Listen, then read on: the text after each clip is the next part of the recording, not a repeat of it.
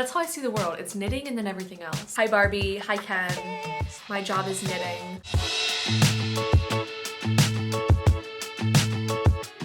Hello, welcome back to my channel, Knits by Mandy. My name is Amanda and today we have the 17th episode of the Knits by Mandy podcast. It has been a month, y'all, and we will get into all of the knitting. I just have a few life updates and housekeeping items I'd like to share. As always, scrollable chapters are in the down bar below if you'd like to scroll through. This month, I challenged myself to make content that I've been wanting to make for a long time and kind of push the bounds of my creativity. So I already have 4 videos posted for this month, which is kind of a lot for me. Those 4 videos are my ideal knitted capsule wardrobe, where I talk about my 7 favorite hand knit items that I wear. Second is a window shopping video where we quite literally shop for yarn together and look at patterns. No actual buying, just browsing. It's really fun. I'll really seem to like that video as well. And then after that, I also filmed a knit and chat specifically about the Real Housewives and picking out sweater patterns that I would put them in. A little bit of a kooky concept, but it was a lot of fun to make.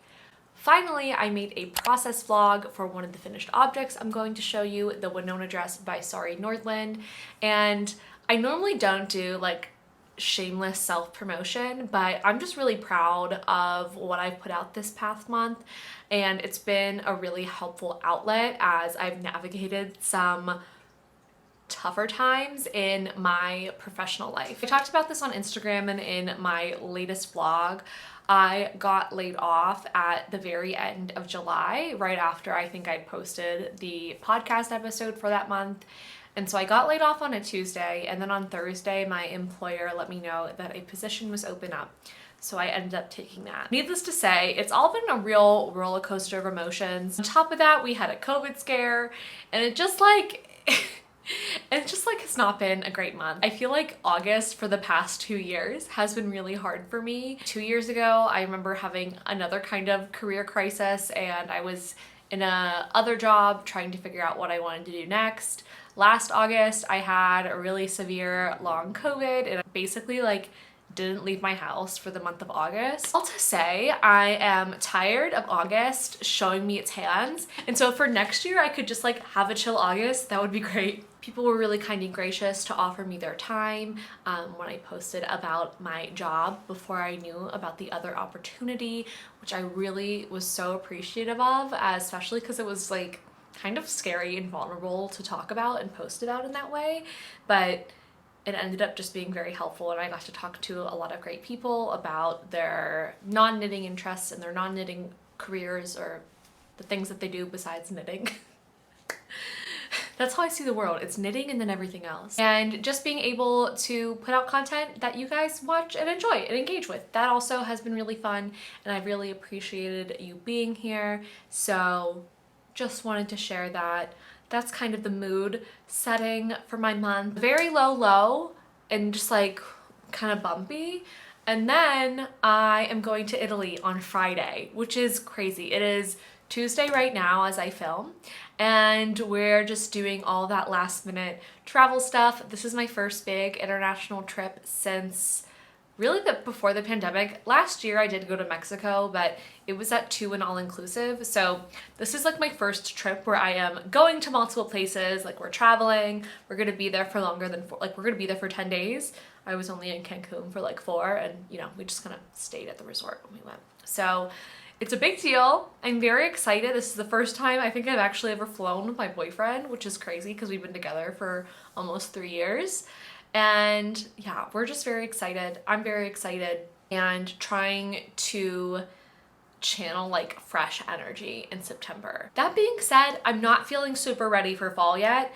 And maybe it's because there's still forecasts in Washington, D.C. that are like 90 degrees. That's probably a part of it. And a little bit of climate dread and doom. But anyway, we're not gonna talk about that right now. Let's get into what I worked on this month. So real quickly, I am wearing a hand knit item. This is my Little Secret crop by Jessie Made. This is in Knitting for Olive Cotton Merino in the color Coal. I talked about it, I think I made it in June of this summer. So pretty fresh, pretty new. It's a newer piece. I get so much wear out of it. I was just a little chilly today, so I didn't want to wear the things that I have done, which is kind of rare. I usually like to show them off immediately, but you saw them. You could see the dress in the vlog and everything. So anyway, that is what I am wearing here under a nice little oversized Abercrombie shirt. Abercrombie popping off was not ever on my bingo card, but they do. So let's talk about the first thing I knit this month, and that is the June top by Petite knit. This is a bottom-up construction knit on 4mm needles, and I used Terrapin Fiberworks Chesapeake DK and the colorway Onion, and I knit the size small. This is coined and marketed as a bra-friendly knitting pattern. It is slightly higher in the top than it is in the back, as you can see here. I wouldn't say it is like fully bra friendly. It's like bra acquaintances. Like, it's okay with bras, but they're not like besties, if you catch what I'm saying there in any means. The pattern itself, it's clearly written. It's a petite knit pattern. They're usually very easy, you know, to understand and to get through. There's nothing particularly groundbreaking or special about this tank top pattern, and I actually don't think I've worn it since I finished it, and I think that has to do with the arm section here. So part of the finishing for this tank top is an applied I-cord edge, and I did it for, of course, the top and the bottom here. And then part of me just got really tired of doing applied I-cords because I just did it for that green top that I showed you in July. But also I was like, ooh, the arms are kind of already low and tight. So I was afraid the I-cord was gonna make them too much tighter. And a move that was part saving myself from I-cord and part wanting to make sure this fit, I just blocked it without the outer I-cord edge. And I just like don't love how it hits. Like, something about it is just like a little off. And I guess now that I've done the applied I-cord on the collar, I can't really undo the straps and redo them, huh? I could try, but that might get a little wonky. Yeah, it's a little tricky. So honestly, I haven't worn this at all. I haven't worn it, and it's nothing really against it. I'm just not really for it. And maybe I will get some more wear out of it like early next summer. I'm not like gonna like rip this apart yet. I think it's more of just kind of like a casual piece. I think I don't like how the armholes are unfinished, so maybe I could play with finishing them and see how it affects the fit. I honestly just did not have it in me to do that by the time I got done with this. I think if I would do this differently, I would maybe just extend the straps. I also just don't love doing bottom-up constructions, especially I don't really understand why this top needed to be a bottom-up construction. I think that it just helps you get a better feel, and it also I think is easier to troubleshoot fit that way. At least for me and for my body type, that's what I found. So that might be a good learning point for me. Yeah, I just don't love bottom up items. I think this has potential, but it's just not quite there yet for me. And for that reason, it's just kind of like, you know? That being said, I do really like the yarn, and I've been talking about this Terrapin Fiberworks yarn like since I got it in May, and I finally used it all up. And it's really pretty. So it is this white yarn that has pink and like darker pink speckles, you know, to imitate a red onion, which I just love that idea. I think it's really fun, and I think it's really cute. It's very like cute Barbie core knitter girl summer. She just hasn't like spoken to me in a way out in the world yet, but who knows, because I feel like this would be so cute like with jean shorts and just like going to get a beer or something. So it might have its moment. It's just not having its moment right now. I don't know if anybody can relate to like getting something off the needles and you have a picture of it in your head and then like you immediately stop caring about it once you finish it. I kind of hate that feeling. It kind of makes me really sad. It's done. So yeah, that is the June top by Petite. Next thing that I have is a completion of a long drawn out saga on my channel, which has been my journey on making a dress this spring/summer, and we truly just finished right under the wire. I tried to make a dress pattern called the Milady's dress, and I had a lot of fit issues that you can see me chronicling throughout the podcast this summer. And it got to a point where I think I'd figured out the pattern, but I would not have been able to finish the dress. So I wanted just to knit another dress. I was like, I just want to knit it. Like, I just want to do it. Like, I'm caring less about the finished object and caring a little bit more about just like the process of doing it. And that is a bit of a departure, I feel like, from how I've been wanting to approach knitting. And I'm kind of feeling a little more process oriented recently. There's things that like I just want to do. I would maybe weigh more like doing something that I want to do versus, is this going to be the most useful forever item in my closet?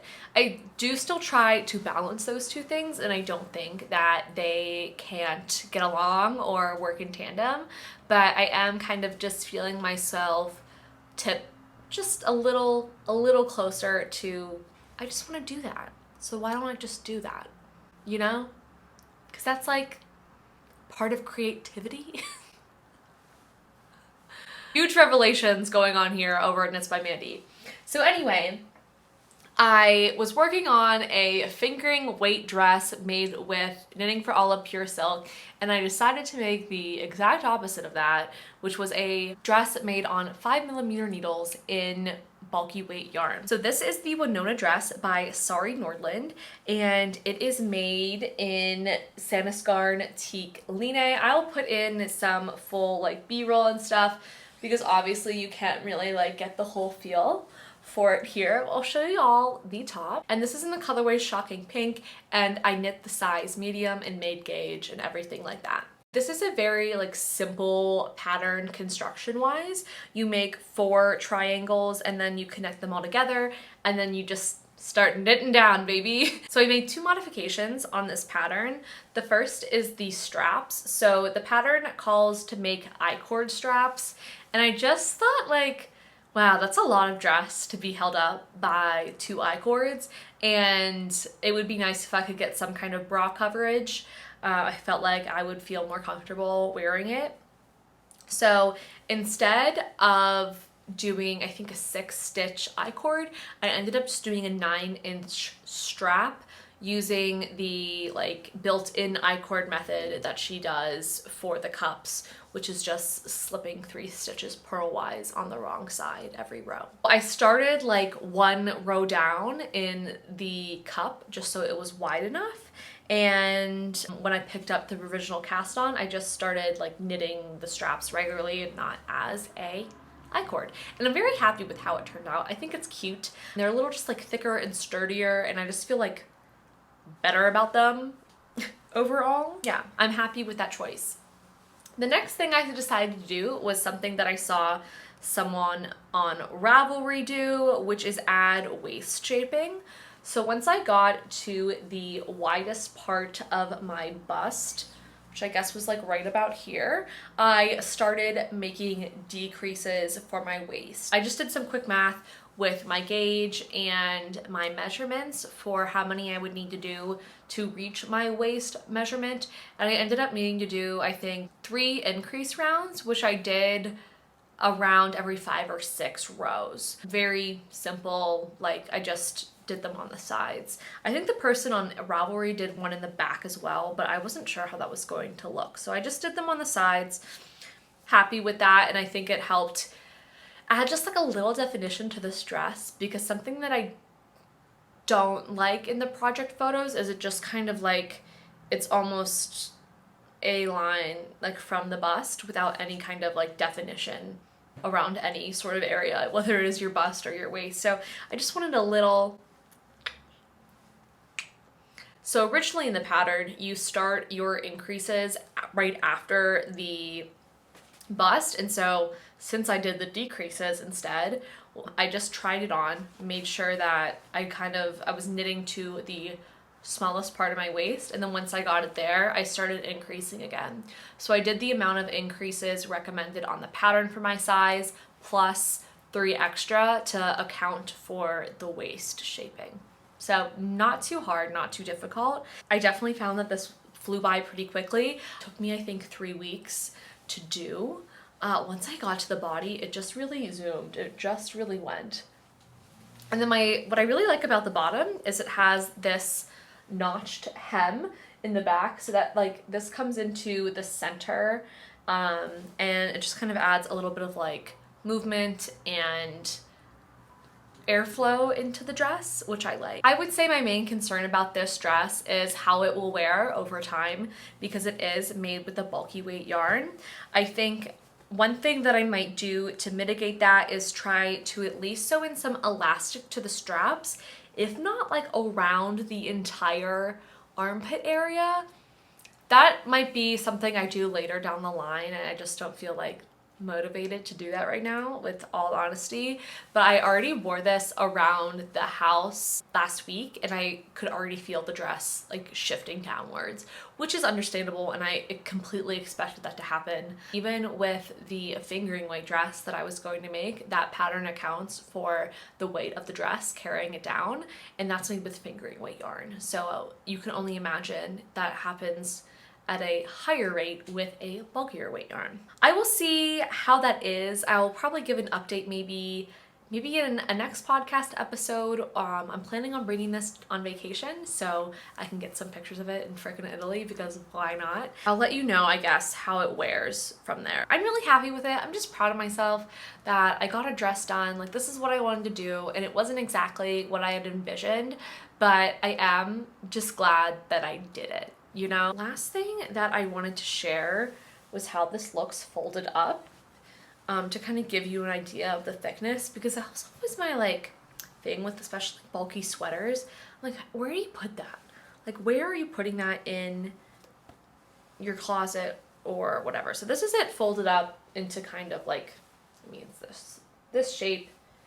That's how thick it is. It's not small, but it's not gigantic either. I really enjoyed working with the Sandesgarn Tykk Line. I've worked with the worsted weight version, which is just line. I made the Ankers top with that last summer, and it's a cotton linen viscose blend. You can kind of see that because of the different strands, there's just like a little bit of dimension and color that you get, I think because of the viscose that's put in through it, which I really like, and I'm just very, very happy with this color. I really like that I have 2 pink knits for like Barbie season.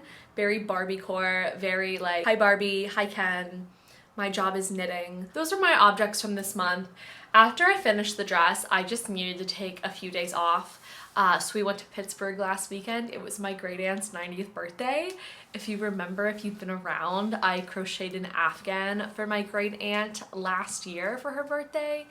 This year we just all pitched in for a gift for her, but like that was just really fun and really special. So when I went home, I didn't knit at all, and it honestly felt really good. I'm gonna let this thing pass. It's just nice to take a break from knitting, and because I'm going on this trip and I'm not super ready for fall knits, I had a hard time deciding what I wanted to cast on next. There's only one other project that I had really wanted to get done this summer, and that is the Vacation Vest by Park Knit. I have the yarn for it. I purchased this creative tweed at Moon and Yarn Craft Room back home in Pittsburgh, and I wanted to knit this up with some white cotton linen yarn for the vacation vest.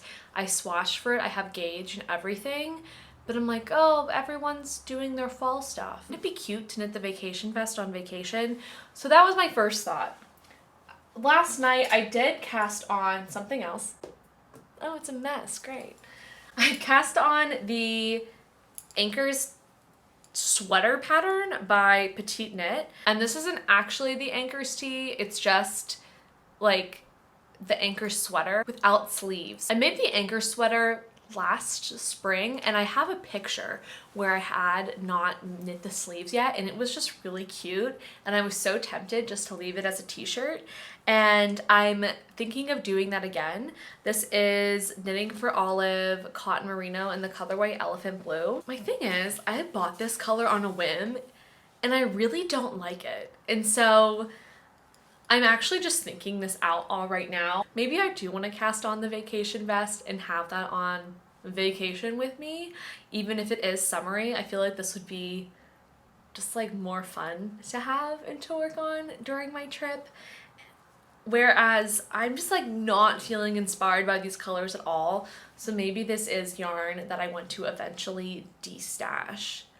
Like this is giving like baby boys nursery in like a way that I don't like. And this color is very dusty and kind of muted as compared to a lot of colors that I've been working with this summer and spring. I've been really kind of inspired by a lot of brighter colors, and I just don't know if this one is going to do it for me. And so again, I am thinking all this out while I'm sitting here. I think I might like have this plan for the Ankers tee eventually, but maybe not in this color, and maybe I can pick up some yarn in Italy while I'm there. I know where we're staying for most of the time. I already looked up, there's not a yarn store by me, but we are spending a day in Rome where like I might be able to like sidetrack us into a yarn store. We'll see. It's not like the highest of my priorities, only because we only have one day in Rome and my boyfriend's never been. These are all thoughts. I also could just buy other yarns someplace else, but I was just actually recently looking through the Knitting for Olive colorways, and I guess it was their merino and not their cotton merino, but they have added just a lot more vibrant colors recently, which again are speaking to me, and they just make me happier. I feel a little more drawn to wearing them. I like this idea of having a knit tee because I genuinely do not have one, but maybe this isn't it. This is also kind of one of the limitations of when you keep a small stash. It's like, I have two options. And I'm not super crazy about either of them. Of course, the other option is always buying more yarn, but I didn't really want to do that before going on this trip where I'll be spending more money.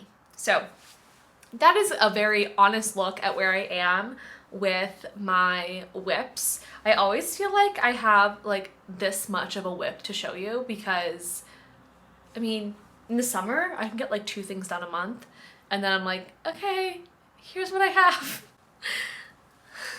As far as the Milady's dress goes, I'm just not picking that up until it gets warm again. I just don't feel like it. I can't be bothered, and we need time apart, and even more time apart than we already had. That is kind of where I'm at so far with these. I think I'm actually gonna cast this on and then work on it on my trip. I was debating also filming a like fall plans video and then scheduling it while I'm away, but I'm just like not feeling fall planning right now. I think I will once I get back. I've been in this mode of I'm going on a vacation where I'm gonna be in the sun and by the water, not a boat, so it's just like not really giving sweater yet, and it's just not giving fall here at all yet. And I appreciate the girlies who can feel fall even when it's not outside, but like I'm not even trying to yuck anyone's yum. Like I wish I could, but I can't. Like I can't get a PSL when it's 90 degrees outside. Oh, I have one acquisition to show you. Probably the cheapest acquisition I will ever show you on this channel. Thrift shopping this month, and I got a pair of Addy 6-inch 4mm DPNs. So for $2. Maybe I'll finally make a sock this year, like a DK weight sock, because you know I love working in DK weight, and I'm not really excited about making socks, but maybe like a cozy like slipper sock would be fun. That's that. I don't even have plans for yet, but I just kind of want to tease something that's coming up. So I found that there was a pregnancy in my family when I was home, which we were all very excited about because it is the first of my generation to have babies. It's not mine. Whoa, not mine. Someone else in my family's pregnant, not me. They're having a baby, and I'm gonna knit so many things for this baby because I am not literally their aunt, but in theory, this baby's aunt. Blankets, maybe a teddy suit, a sweater with its embroidered name on it, which we don't even know yet, but I'm gonna make the sweater, and so then I can just add the name. Maybe matching booties, hat, gloves. Whatever baby needs, I will knit for baby. I'm like my liege. I'm ready. So that was really exciting news, and I'm going to be kind of looking, I think, into more some baby knits when I get back. Maybe I'll have a baby blanket to work on. I've really just in general been like kind of moving through this summer a little more, I feel, fluidly with my knitting.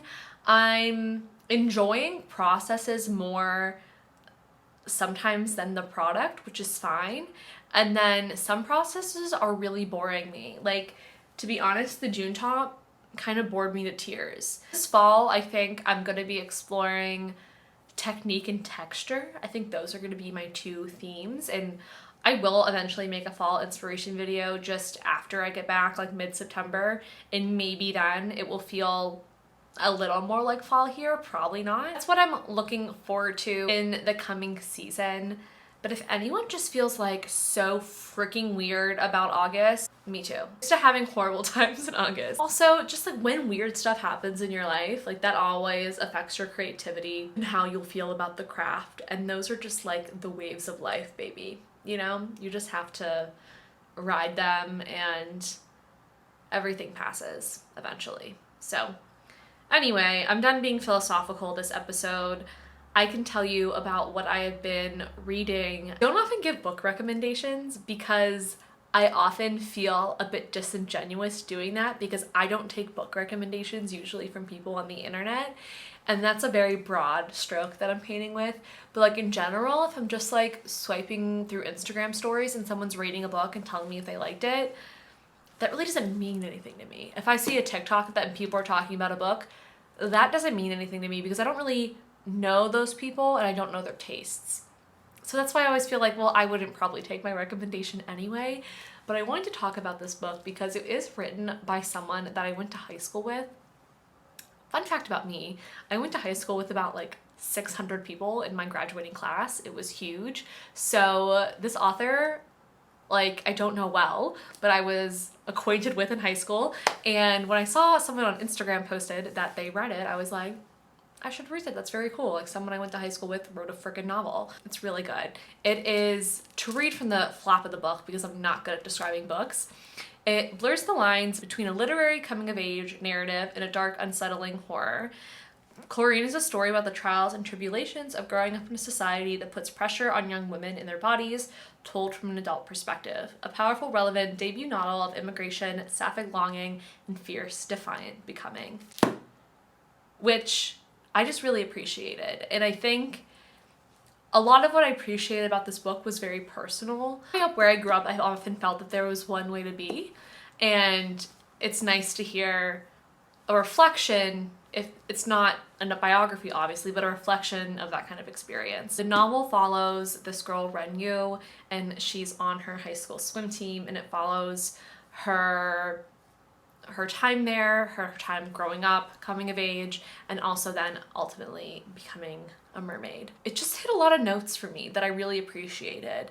It hit something very similar to what I could identify as my high school experience, where athleticism above everything else was ultimately valued. It was often like a very high pressure environment. I think personally I read a lot of things that like I was like, ooh, you know, that kind of hits home. Yes, I don't often give book recommendations, one, because I don't like listening to them and I feel really bad at giving them, but I ultimately enjoyed this book. I think it's really great for a first novel, and I will always just like gravitate towards sapphic stories.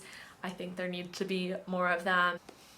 Yeah, I appreciated this novel and I would recommend reading it. So with that, thank you all for being here. I really appreciate it. I hope that September is a way better month than August, and I can't wait to update you all with what I am doing this next month. So thank you again, and I will see you all soon. Bye.